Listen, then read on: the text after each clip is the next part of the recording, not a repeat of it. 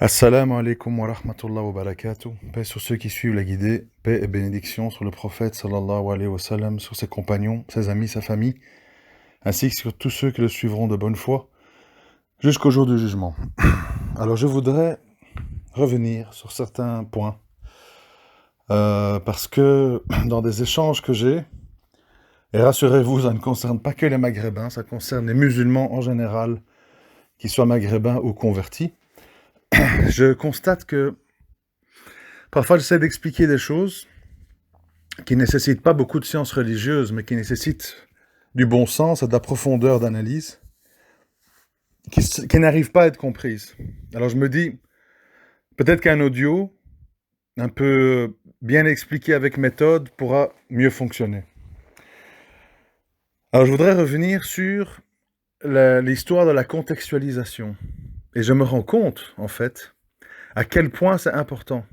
Et à quel point, c'est là-dessus que je veux insister, vous ne devez pas vous dire que contextualiser certaines choses, c'est devenir un laxiste. Parce qu'il y a des gens qui contextualisent des choses dans le but de tomber dans le shirk, de tomber dans le mondialisme. Moi, quand je parle de contextualisation, c'est pas ça. C'est dans le but de bien comprendre que certaines choses qui ont été conseillées, qui ont été mises en avant à une certaine époque, dans les hadiths, je ne parle pas du Coran, bien entendu, là, on ne peut pas discuter, dans les hadiths, sont des choses du contexte. Et c'est vraiment important. Alors, je vais m'expliquer, parce que sinon c'est abstrait. Et vraiment, c'est important, parce que vous allez voir que beaucoup de choses que vous pensez être des choses d'une logique absolue ne le sont pas tant que ça. Alors, je prends un peu des exemples comme ça, et on va y réfléchir ensemble, Inch'Allah. L'histoire des toilettes, par exemple. Aujourd'hui, que vous soyez salafi, soufi, ikhwan, tout ce que vous voulez, il n'y a personne, à ma connaissance, qui conteste le fait que tous les musulmans, sauf des exceptions à la campagne, ont des toilettes chez eux, à l'intérieur de chez eux. C'est-à-dire, votre toilette, elle est à côté du salon, à côté de la salle de bain, parfois dans la salle de bain. Bon, ça veut dire que vous y allez, que vos enfants y vont, que vos amis en visite y vont, etc., avec tout ce que ça suppose. Je ne vais pas vous faire un dessin. Bon.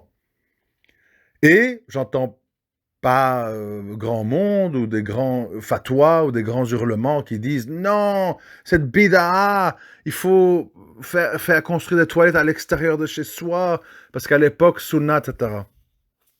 Ça veut dire quoi? Ça veut dire que sur certains sujets qui nous arrangent, on fait de la contextualisation. À juste titre.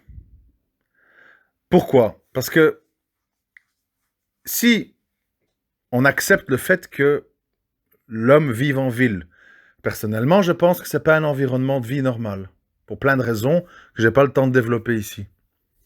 Mais si on part de ce point-là, qu'on dit, construire des immeubles avec 10 appartements, l'un au-dessus de l'autre, etc., si on part du postulat que c'est une réalité, et que c'est quelque chose qui n'est pas néfaste, il est inévitable que les toilettes doivent être à l'intérieur de chez soi. Ou alors il faut faire peut-être, comme dans les années 50-60 en Europe, faire des toilettes d'étage, et les gens vont en dehors de chez eux, aux toilettes, au couloir, et puis ils rentrent chez eux. Bon, ça n'existe plus du tout aujourd'hui pour des raisons de privacy, comment on appelle, pudeur, vie privée, intime et compagnie. Donc, sur ce point-là, les musulmans, à une écrasante majorité, sont arrivés à faire un travail de contextualisation. Alors que toutes les histoires parlent d'aller faire ses besoins loin de la maison. Et vous connaissez les histoires, s'essuyer avec des pierres, des crottins de chameau, et puis de l'eau quand on a accès, etc. Voilà. Donc, ça veut dire qu'on est capable de faire ce travail-là, puisqu'il existe des cas où on voit très bien qu'on a accepté la modernité, en d'autres mots. Alors, malheureusement, sur certains sujets, comme c'est pas la norme, on bloque. J'entends beaucoup de gens, si on revient sur l'histoire des chiens, qui disent « Ah, moi les chiens, les poils, les toilettes, l'odeur, Berkus, je peux pas... Ah, bon. » Ces gens, ils oublient que la plupart des musulmans de l'époque hein, étaient des gens qui étaient éleveurs de moutons, éleveurs de chameaux, se déplaçaient sur des chameaux, des ânes, des chevaux. Et je vous invite, évidemment, les gens les oublient parce que vous vivez tous en ville, évidemment.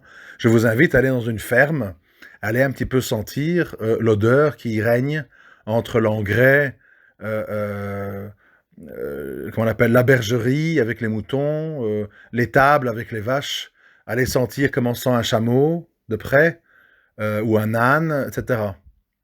Évidemment, qu'est-ce qu'on constate? Dans une ferme, même ici en Europe, il y a une odeur, un animal dégage une odeur, comme nous dégageons une odeur, mais nous on se lave, on met des parfums, etc., etc. Bon. Donc ça veut dire que les musulmans, il ne faut pas être de nouveau grand génie pour comprendre, les musulmans de l'époque côtoyaient des animaux. Ils allaient à la mosquée avec leurs chameaux, ils l'attachaient à la sortie, etc. Ils vivaient, ils sentaient, et puis ils faisaient leurs ablutions et ils priaient. Voilà. Et aujourd'hui, on est tombé dans le syndrome, en fait, urbain, un peu de la bourgeoisie urbaine, qui consiste à être dégoûté par tout ce qui est de la nature. Ah, la nourriture bio, Berck, la pomme, elle a une petite tache brune. Moi, je suis habitué aux pommes toutes vertes, qu'on a bourré d'insecticides pour qu'il n'y ait pas un seul truc. Le goût des aliments est trop fort. Je préfère le surgelé ou le fast-food, le KFC. Bon, c'est-à-dire que la ville a déformé notre perception de ce qui est bon et de ce qui est mauvais. Pourquoi? Pour faire de nous des consommateurs qui s'encastrent dans des poulaillers, qui mangent de la malbouffe et qui vivent loin de la réalité des poulaillers, des bergeries, des étables, de la réalité, en fait, d'où vient la viande, d'où viennent les œufs, d'où vient le lait, d'où vient le mouton de l'Aïd, enfin, tout. Et donc, évidemment, comme le chien est un animal familier, qui est un des rares, il y a très peu, si vous réfléchissez bien, c'est un des rares animaux qui a une interaction avec l'humain, c'est-à-dire qu'il interagit. Par exemple, un chat, il interagit très peu. Il va venir prendre quelques caresses et puis il va s'enfuir. Il donnera un petit coup de griffe. Il va vous tourner autour quand il a faim et puis il repart au jardin et il ne vous regarde plus.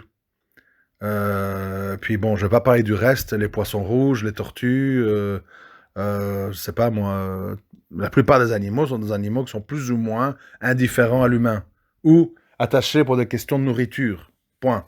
Pas pour jouer, interagir, venir près de vous parce que vous avez un chagrin, vous regarder avec telle attitude, enfin bref. Et donc là, tout d'un coup, en fait, on devient Berck, les poils, les odeurs, les ceci. Genre, en fait, c'est des choses qui n'existent pas, qui sont totalement étrangères. Bon. Alors, je continue mon processus d'analyse, parce que j'ai eu cette conversation avec quelqu'un, donc c'est un peu tout frais dans ma tête. Après, on parle de question de logement. Et je reviens avec mon exemple de la ville. De nouveau, je me répète, soyons clairs. J'estime, moi, que la vie en ville, avec tout ce que ça suppose, n'est pas adaptée à l'être humain. L'être humain s'y plie, s'y habitue, mais elle est inadaptée.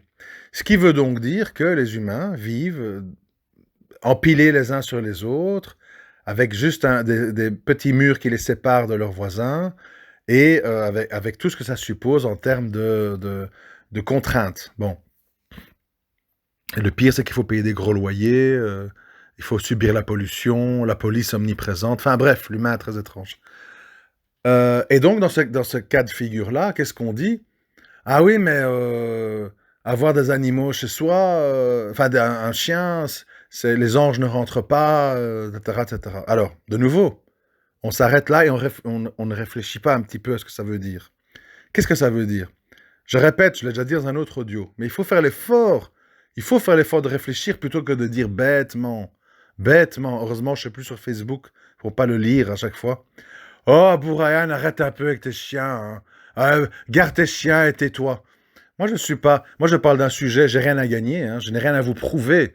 Je n'ai pas à avoir votre approbation pour faire ou ne pas faire ce que je fais. Je parle pour que vous ayez des raisonnements justes sur les choses. Moi, je n'ai rien à gagner, je vous répète. Je n'ai pas de livre à vendre, je n'ai pas de parfum à vendre, j'ai rien à vous vendre. Donc, je suis juste là pour partager mes analyses pour votre bien. Il faut bien comprendre ça quand on me dit arrête un peu de parler de ça, arrête avec les maghrébins, arrête avec les chiens, arrête avec les femmes, arrête avec le mariage. D'abord, un, on me dit pas de quoi je parle de ce que j'ai envie. Si ça vous plaît pas, vous zappez. Et deux, j'en parle pour votre bien, pour que vous ne fassiez pas des injustices ou que vous ne souscriviez pas à des visions fausses des choses. Alors, je recommence. Dans cette histoire, les anges ne rentrent pas. Le contexte est important. Je répète le contexte. Très important le contexte. À l'époque, tout le monde vit dans une pièce. C'est pas comme nous aujourd'hui.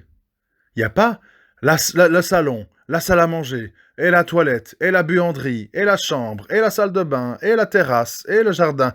Les gens, ils ont une pièce dans laquelle ils dorment. Ils ont un petit coin pour se laver, un petit coin pour faire la cuisine, et un petit coin pour prier et lire. Point.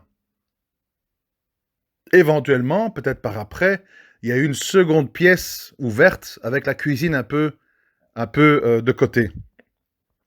Donc évidemment, ça tombe sous le sens que dans cet endroit où vous devez dormir, prier, vous laver, manger, avoir des relations avec votre femme et tout, il est malvenu d'y introduire des animaux.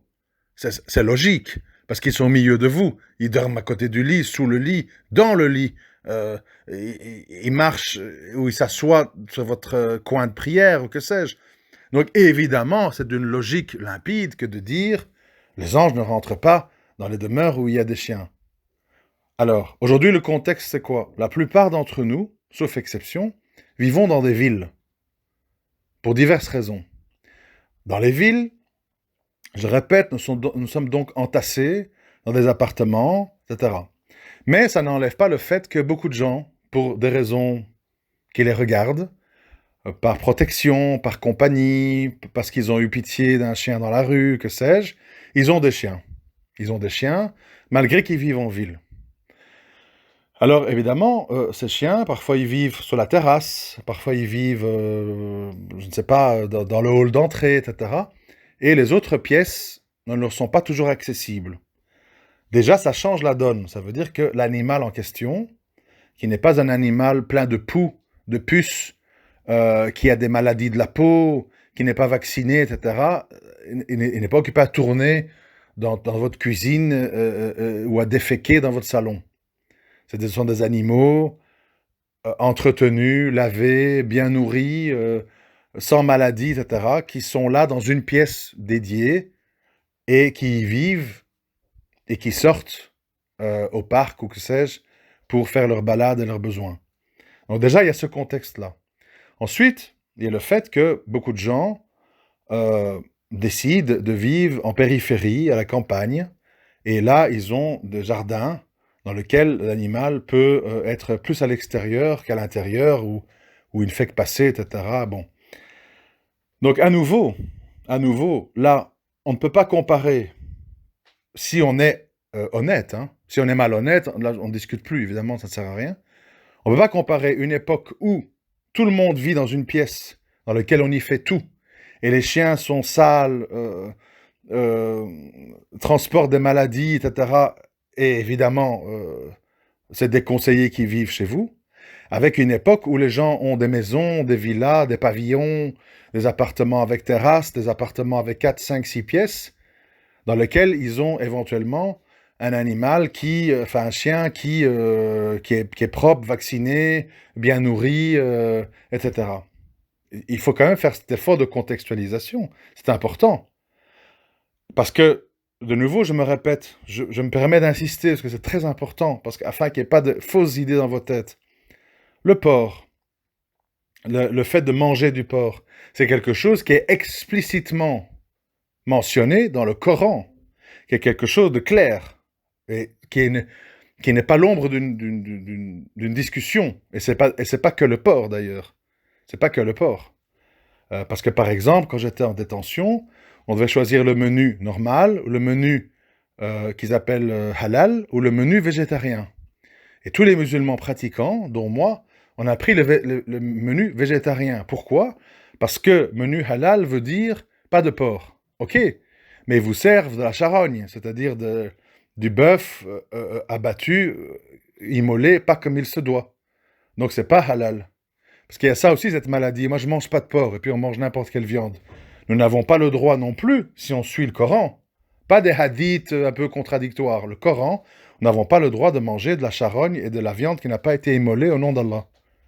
Donc soyons, il faut être très clair et précis. Et comme je l'ai déjà dit, si on s'arrête sur le sujet du chien, il est mentionné 2 fois dans le Coran.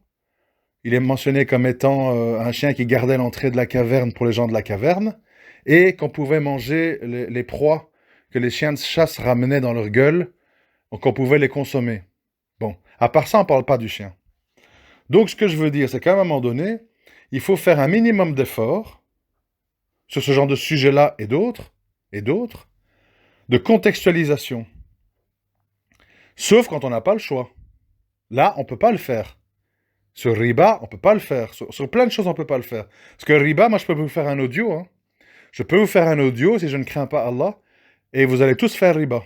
Où je peux vous démontrer à quel point c'est intelligent de faire riba de nos jours. Les intérêts sont bas, vous déduisez des impôts, et la maison prend de la valeur, les taux d'intérêt sont moins élevés que l'inflation des prix. Donc, finalement, faire riba, c'est pas faire riba. Je peux tout à fait faire un audio de 15-20 minutes où je vous pousse à faire riba en vous démontrant que techniquement, vous n'enrichissez pas les banques, mais que ça vous enrichit, vous et votre famille. Mais, comme c'est quelque chose qui est explicitement mentionné dans le Coran comme étant une déclaration, qu'Allah nous déclare une guerre, si on touche à ça, dans le doute, on renonce. On renonce le plus possible. Parce que c'est un sujet qu'on ne peut pas prendre à la légère. Et ce que je déplore, pourquoi je parle de cette histoire de chien? Pas parce que j'attends de vous, oui, Abou, t'as raison. Moi, je me suis fait ma propre idée. Et moi, j'ai jamais agi en fonction des autres. J'agis en fonction de mes recherches et des discussions que j'ai avec des frères de science qui arrivent parfois à me convaincre ou pas me convaincre de certains sujets. Mais je parle de ça pourquoi? Parce que finalement, le musulman aujourd'hui, il se déchire sur oui, mais la main d'Allah est symbolique, pas symbolique. Oui, mais la barbe, il faut pouvoir la prendre avec une poignée de main. Si c'est moins, c'est valable ou pas? Oui, alors les chiens, berk, jamais. Et riba, oui, mais bon, c'est-à-dire qu'on se chamaille sur plein de sujets comme ça. Et à un moment donné, on oublie les fondamentaux. Les fondamentaux. Les fondamentaux, ce sont les ordres d'Allah. Et on se perd dans des détails contextuels par rapport au pantalon, par rapport au chien, par rapport aux relations sexuelles avec sa femme. Est-ce qu'on peut voir le sexe de l'autre ou pas? Est-ce qu'on peut faire ci ou ça? Oui, mais la fellation. Quoi? Ah! Par la bouche qui récite le Coran, tu es fou. Bon, on se perd là-dedans. Et on oublie les grands ordres divins sur l'unicité, sur le riba, sur le jeûne, sur plein de choses. Et on se perd en détail. Et en plus, en détail, où on pense bien faire, et des fois on défend des opinions hors contexte. Et donc on dit des choses monstrueuses aux gens qui sentent bien que c'est complètement déconnecté de la réalité.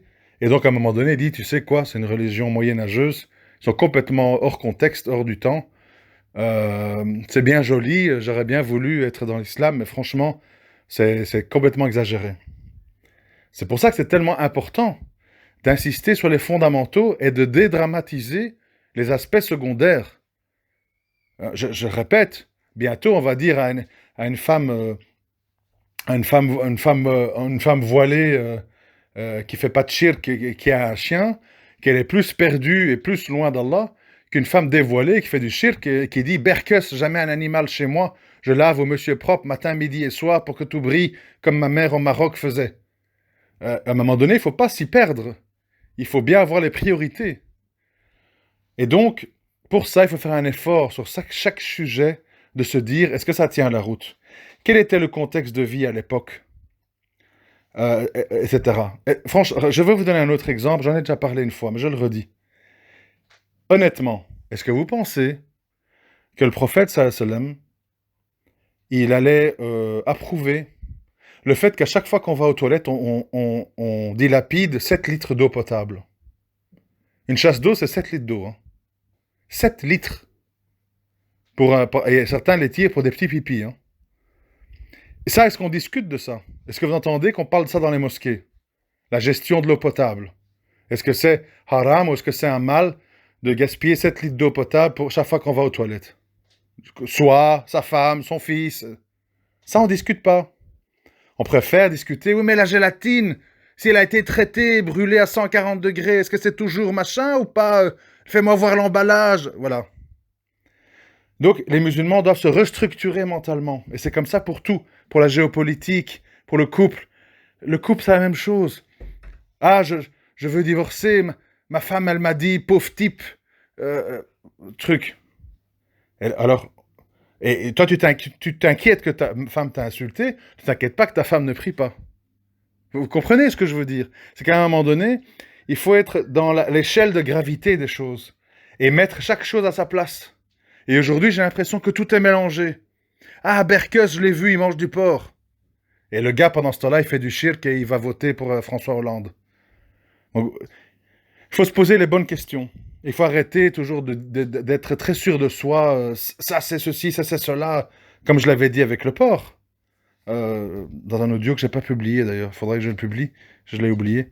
Le porc, il nous a été ordonné de ne pas le manger.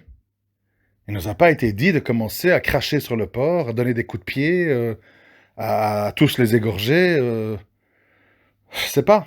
Il faut vraiment mettre de l'ordre dans son esprit et bien réfléchir et toujours se dire tiens, j'entends l'odeur du chien, l'amener aux toilettes dehors, Berk. Mais vous croyez qu'ils faisaient quoi les gens avant nous avec les chameaux, les moutons, les ânes? Vous croyez que ceux-là vont pas aux toilettes? Allez un peu voir un cheval quand il va aux toilettes, qu'est-ce que ça donne? Ça donne une montagne d'excréments. Est-ce qu'on vous a dit Berkus les chevaux?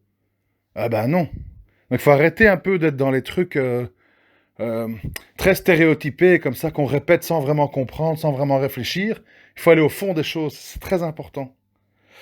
Voilà, j'espère que ça aura été utile, qu'on m'aura compris. À chaque fois j'espère, mais c'est pas toujours le cas. Et je vous dis à bientôt, Inch'Allah. Assalamu alaikum wa rahmatullahi wa barakatuh.